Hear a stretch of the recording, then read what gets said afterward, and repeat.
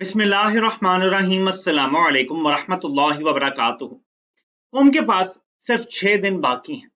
मैं एक सिनारियो आपके सामने रखना चाहता हूँ जो बाबा कोडा के अकाउंट से पोस्ट हुआ है। इस सिनारियो को आपने इमेजिन भी करना है, खुद को उस जगह रखना है आपने। 8 सितंबर में अभी 6 दिन बाकी हैं। आज सिर्फ 3 दिन के लिए 6 दिन बाकी हैं, गौर कीजिएगा। इस दौरान आप 3 दिन के लिए अपने आप को किसी कमरे में बंद कर लें। कमरे का साइज 7 बाय 10 फुट है, जहां सिर्फ एक 30 साल पुराना पंखा और एक अदद एनर्जी सेवर बल्ब है।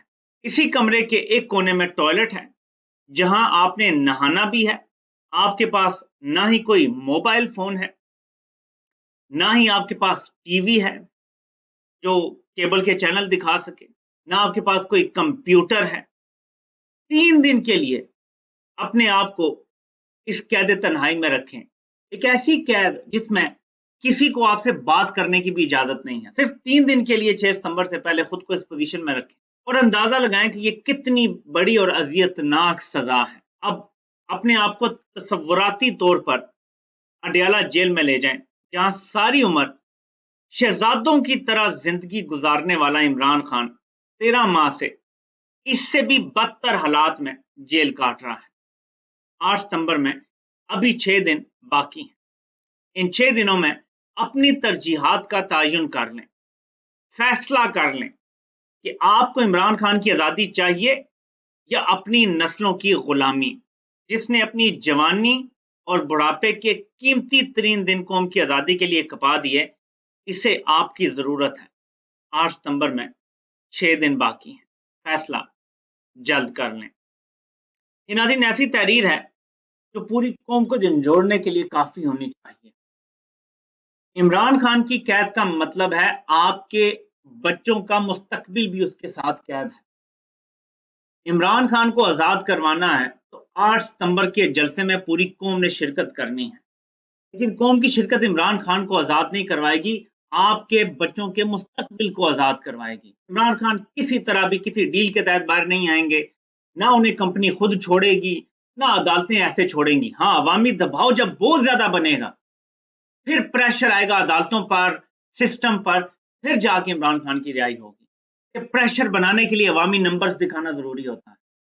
ये नहीं है कोई कह रहा कि खूनी इनकलाब की तरफ चल पड़े, चढ़ दौड़े और ये करें, लेकिन जितने ज्यादा लोग निकल के आते हैं उनकी तादाद जब लाखों में होती है ना, सिस्टम के ऊपर प्रेशर पड़ता है। अवाम के प्रेशर से बड़ा कोई प्रेशर नहीं है। जब रजीम चेंज ऑपरेशन हुआ ना, भाजपा को यकीन था कि पहले हमने जितने रजीम चेंज ऑपरेशन किए हैं कंपनी ने, वो कामयाब हुए हैं। नवाज शरीफ को तो निकालते थे, मिठाइयां बांटी जाती थी, इमरान खान को गैर मकबूल कर चुके थे अपनी तरफ से। जब झटका लगा, जब इमरान खान को निकाला गया, लोग बाहर निकल आए अगले दिन। ऐसा झटका था कि बाजवा अपने बाकी सारे टेन्योर इस झटके से ही नहीं निकल सका। यानी बाजवा को समझ ही नहीं आई कि उसके साथ हुआ क्या है। क्यों? अवामी प्रेशर था। जो अगला आया ये ज़िया-उल हक अल्ट्रा प्रो मैक्स है, इसको कोई फर्क नहीं पड़ता अवामी प्रेशर का, लेकिन फिर वक्त के साथ साथ ये भी अवामी दबाव लेना शुरू हो गया। 9 मई करना पड़ गया। 9 मई के बाद अवामी प्रेशर को दबाया गया कि कोई निकले ना बाहर। फिर खबरें चलाई गई कि इमरान खान को तो सबने छोड़ दिया है, अवाम तो इसके बयानिए के साथ खड़ी नहीं है, इसे छोड़ गई है, अवाम ने इंतशार का बयानिया मुस्तरद कर दिया है। फिर इमरान खान ने जब जलसे का ऐलान किया, अडयाला जेल में जाके पांव पड़ गए। क्यों पांव पड़े? अवामी प्रेशर से बचना चाहते हैं। ये अवाम का रेला जब जब बाहर निकलेगा, जब जब हजारों लाखों की तादाद में लोग आएंगे, ये महज तकरीरें सुनने के लिए नहीं है, ये शो ऑफ पावर है। आप इसको ऐसे समझें कि जैसे ममालिक में परेड होती है, वो अपने मिसाइल दिखाते हैं, अपने टैंक दिखाते हैं, अपने जहाज दिखाते हैं। ये ममालिक क्यों करते हैं, मेरा आपसे सवाल है। ये सिर्फ एक वजह से करते हैं कि दूसरे ममालिक में हम अपनी धाक बिठा सकें, दुश्मन को दिखा सकें ये हमारे हथियार हैं जब हमसे लड़ोगे। इमरान खान का हथियार बंदूक, टैंक, जहाज नहीं है। इमरान खान का हथियार आप अवाम है। आप लोग हैं जो बाहर निकलते हैं तो ऐसे है जैसे वो परेड करा रहा है अपने हथियारों की कि देखो मेरे पास कितने हथियार हैं, मेरे पास करोड़ों में ये हथियार हैं। ये आपने दिखाना है। इसलिए आपने खुद को पहले इन 3 दिन इस सिचुएशन में इमेजिन करना है, फिर अपने अंदर जज्बा पैदा करना है, खौफ का बुत तोड़ना है, और फिर आपने जलसे में शिरकत करनी है।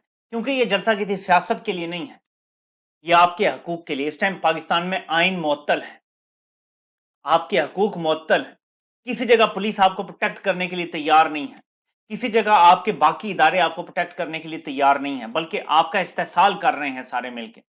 آپ کے بچوں کا مستقبل اس ٹائم تباہ و برباد ہو چکا ہے پہلے ہی، اور آگے ان کی نسلوں کا تو مستقبل ہے ہی کوئی نہیں۔ 16 لاکھ نوجوان چھوڑ گئے ہیں صرف پچھلے سال پاکستان، اس سال اس سے زیادہ شاید تعداد چھوڑ جائے گی۔ پاکستان میں کسی کا کوئی مستقبل نہیں بچا، اور مستقبل کو قید کیا ہوا ہے اڈیالہ جیل میں، جس کے نکلنے کا ایک رستہ ہے عوامی پریشر، عوامی دباؤ اور بڑے نمبر۔ تو اس لیے میں نے آپ کو اتنی لمبی تمہید باندھ کے بتایا ہے۔ ناظرین، اب آپ کو دوسری چیز بتاتا ہوں، یہ پکچر آپ کو ڈسکرائب کرے گی۔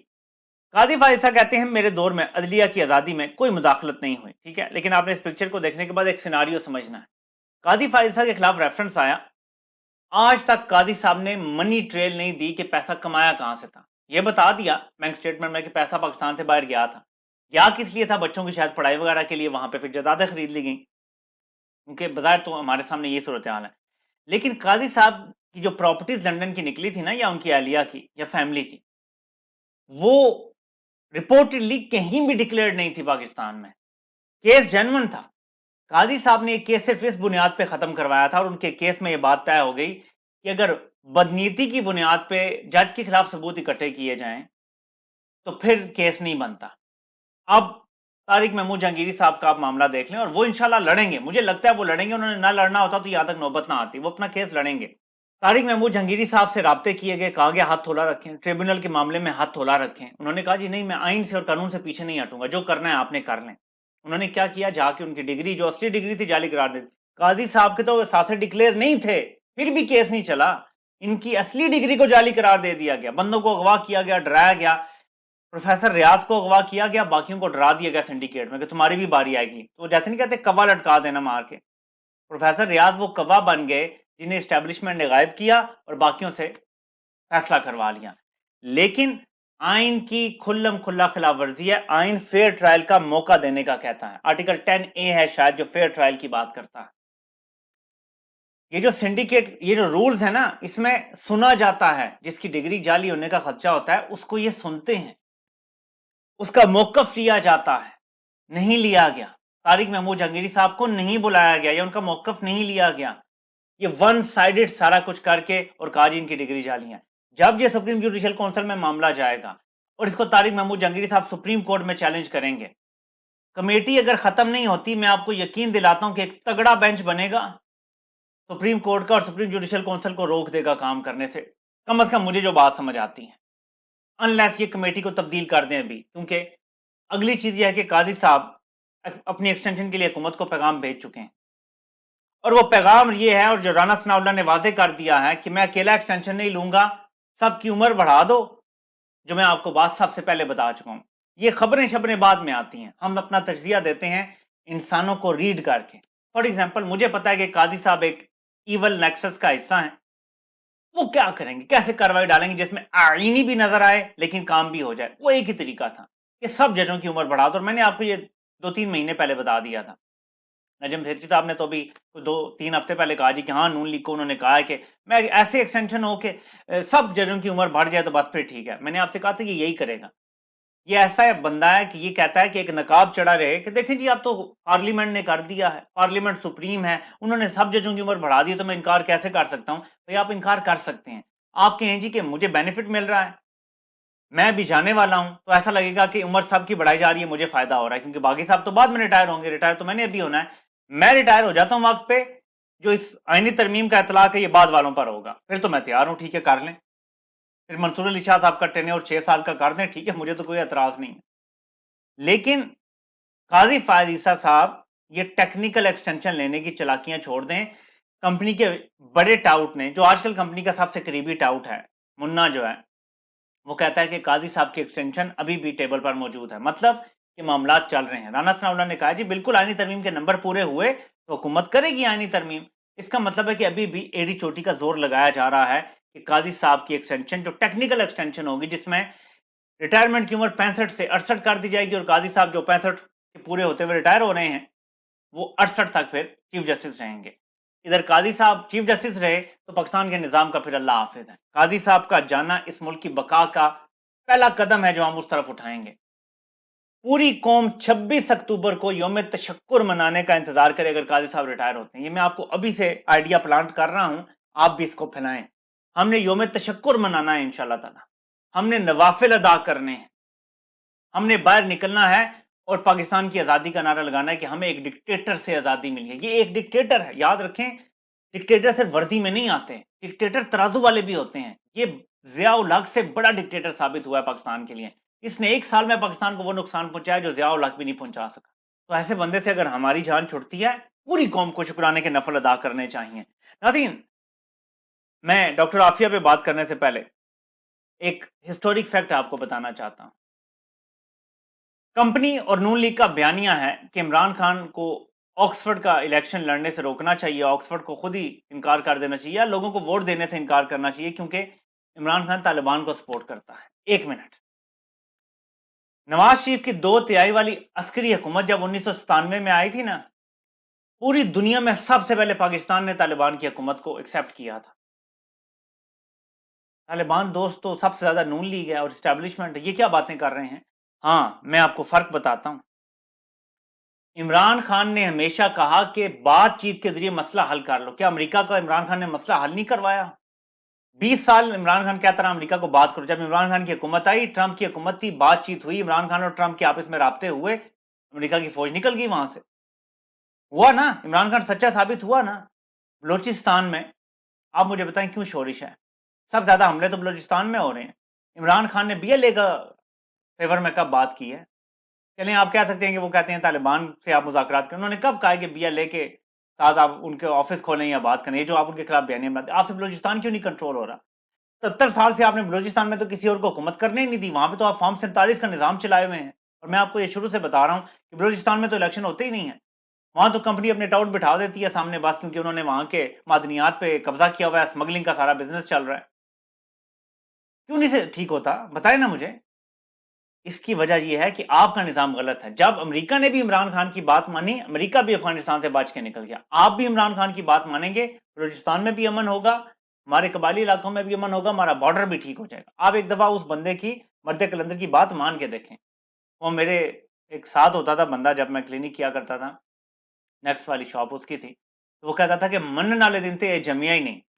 कंपनी भी मनने वाले दिन पैदा ही नहीं हुई, मानने वाले दिन। वरना ये 2+2 सिचुएशन है कि इमरान खान के पास ही हल है हमारे कबायली इलाकों के मसाइल का और हमारे बलूचिस्तान के मामलात का। ये वाहिद बंदा है जो ये मसला हल कर सकता है, और कोई भी नहीं कर सकता।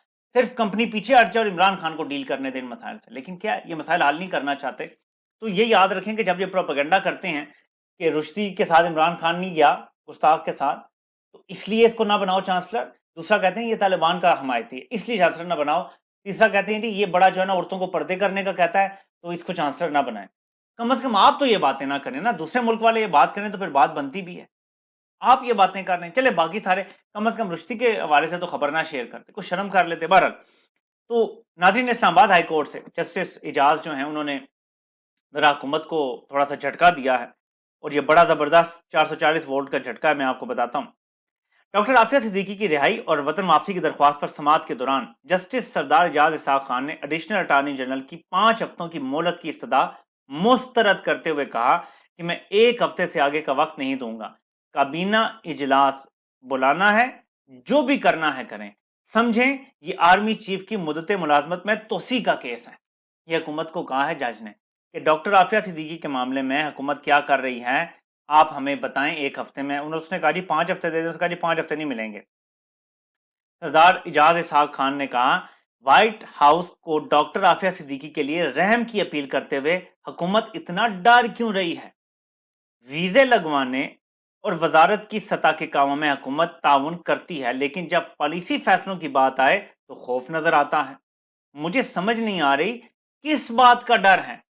तो अब जजेस ने भी हुकूमत को बताना शुरू कर दिया है कि फिर मुहिब वतन अगर बनना है तो फिर बनो, करो बात डॉक्टर आफिया सिद्दीकी के लिए, क्लेमेंसी उनसे करो, फिर व्हाइट हाउस से अपील करो। और अगर हुकूमती लेवल पे अपील जाए तो मुझे यकीन है कि अमेरिका के साथ आजकल जितने हमारे अच्छे ताल्लुकात हैं, आफिया सिद्दीकी को छोड़ दिया जाएगा। क्योंकि जितनी खिदमत हम अमेरिका की अब कर रहे हैं, शायद ज़िया-उल हक ने भी नहीं की, मुशर्रफ ने भी नहीं की, जो बाजवा और जनरल आसिम मुनीर अमेरिका की खिदमत कर रहे हैं, इतनी उन दोनों ने भी नहीं की। ये मैं बात आपको बता रहा हूँ। یعنی ایک خدمت تھی جو بالکل سامنے تھی، جو خدمت اب ہو رہی ہے اس کی کوئی مثال نہیں ملتی، اس لیے امریکہ آپ کے ساتھ شیر و شکر ہے اس ٹائم، آپ اس ٹائم اگر یہ مطالبہ کریں تو آپ کو مل بھی جائے گی، لیکن یہ کرتے نہیں ہیں۔ تو جج صاحب نے ہفتے کی مہلت دی ہے، دیکھتے ہیں کہ اس پر کیا اپڈیٹ ملتی ہیں۔ اگر جسٹس طارق محمود جہانگیری کو سپریم جوڈیشل کونسل سے نکال دیا گیا نا، اور قاضی صاحب یہ کریں گے، کرنے کی کوشش کریں گے، اس کے بعد پاکستان میں کوئی جج سٹینڈ نہیں لے گا، کیونکہ ہر جج کو پتا ہوگا کہ زیادہ نہیں تو یہ میری میٹرک کی سندی جعلی قرار دے دیں گے، اگر میں نے باقی ایجوکیشن باہر بھی لی ہوئی نا، یہ میری میٹرک کی سندی جعلی قرار دے دیں گے، اور اس کے بعد میری اگلی ساری ایجوکیشن برباد ہو جائے گی، کیونکہ میٹرک اگر بنیاد ہوگی تو آگے آپ پڑھیں گے نا۔ امیجن کریں کہ اگر یہاں پہ عدلیہ کھڑی نہ ہوئی، قاضی تو نہیں کھڑا ہوگا لیکن باقی عدلیہ نے اگر سٹینڈ نہ لیا، اسلام آباد ہائی کورٹ کے باقی ججز نے سٹینڈ نہ لیا، اور اگر طارق محمود جہانگیری کے معاملے پر ڈٹ کے نہ کھڑے ہوئے سارے جج، عامر فاروق کے علاوہ اور قاضی کے علاوہ، یقین مانیں اس کے بعد عدلیہ کو کوئی کھڑا نہیں کر سکے گا، عدلیہ ایسی دھڑام سے گرے گی کہ دوبارہ کبھی بھی کھڑی نہیں ہو سکے گی، پاکستان کا نظام ایسا تباہ ہوگا کہ اس کو بحال کرنے کے لیے پھر عمران خان بھی کافی نہیں ہوگا۔ یہ ہمارے پاس واحد رستہ ہے کہ مزاحمت ہو، عدلیہ کے اندر سے ہو، اس کو روکا جائے، کہ جب کوئی جج کھڑا ہوتا ہے آئین کے لیے، اسٹیبلشمنٹ اس کو اٹھا کے باہر پھینک دیتی ہے، اس معاملے کو کہیں تو روکنا پڑے گا۔